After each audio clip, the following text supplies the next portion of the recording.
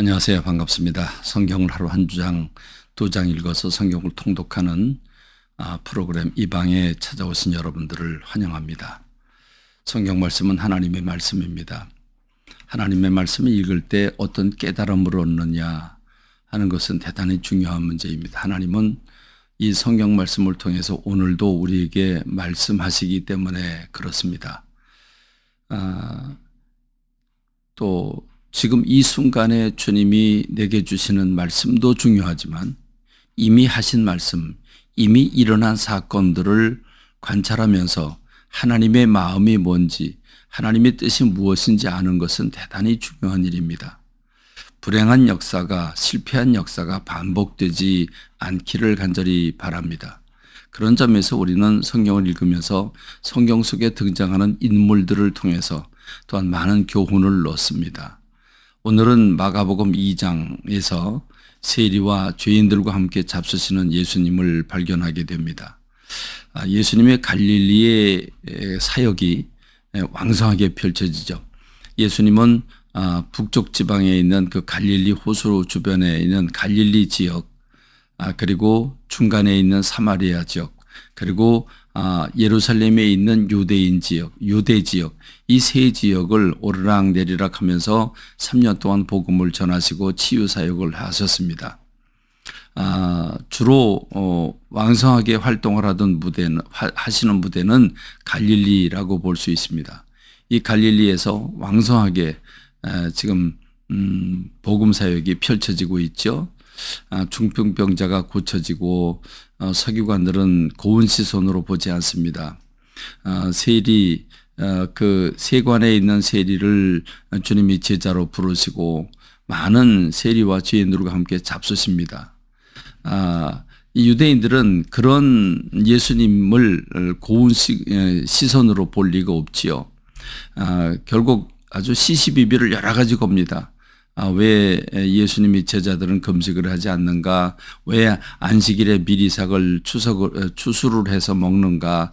등등 많은 질문들을 가지고 시시비비를 걸고 있는데 이런 하나하나 사건들은 우리들에게 큰 교훈이 된다고 하는 것을 기억하는 우리가 되길 간절히 소망합니다. 이런 말씀들을 읽어가면서 하나하나의 사건이 우리에게 큰 길잡이가 된다는 것들을 붙잡으십시다. 놀라운 사건이 하나 소개되고 있죠. 한 중풍병자가 있는데 이 중풍병자가 걷지를 못합니다. 침상에 누워서 삶을 사는 식물인간처럼 살아가는 중풍병자, 불행한 사람이 있었습니다. 그 사람을 보고 불쌍히 여겼는지 친구들인지 또는 친척들인지 알 수 없습니다.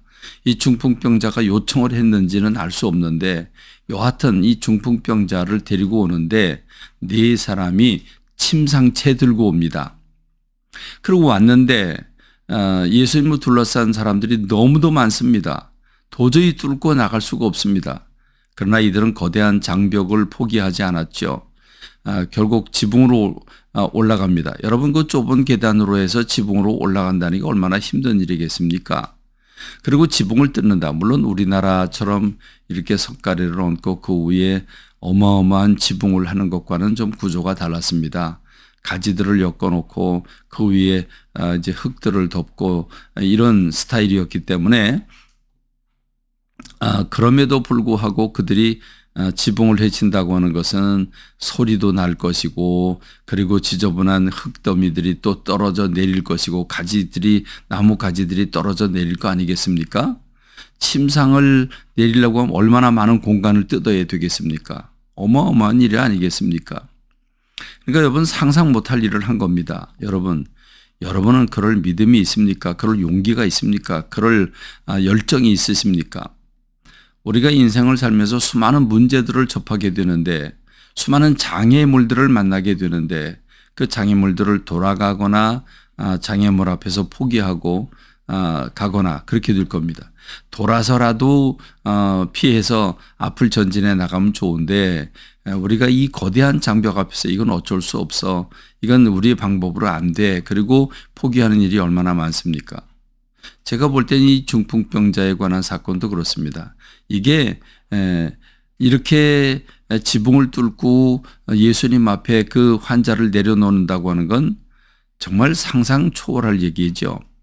예수님은 그 친구들의 믿음을 보시고 중풍병자를 고쳐주십니다.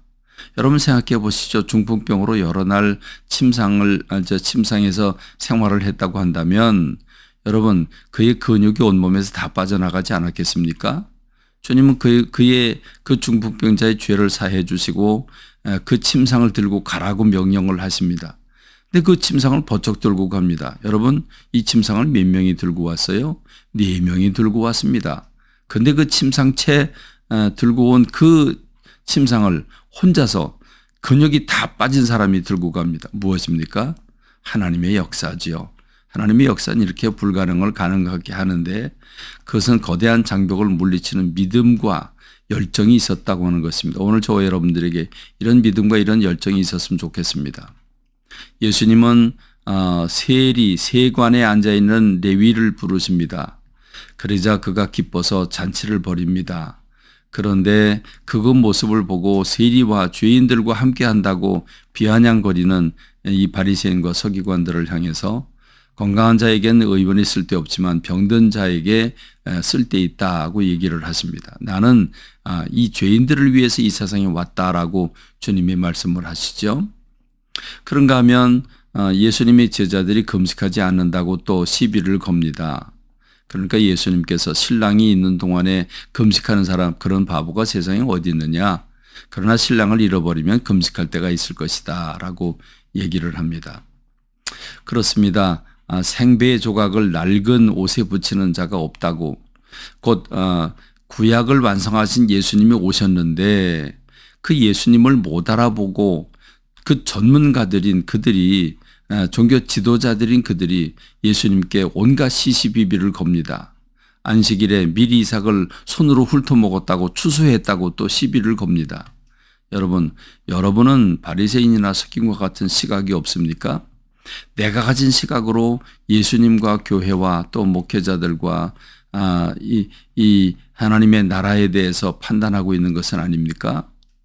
여러분 이거 쉽게 무너질 수 있는 쉽게 내 시각에 모든 걸 볼 수 있는 아주 위험성이 있다는 사실을 기억하십시다.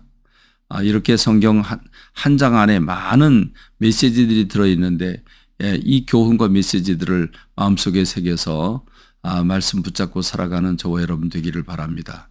감사합니다. 말씀 맺겠습니다.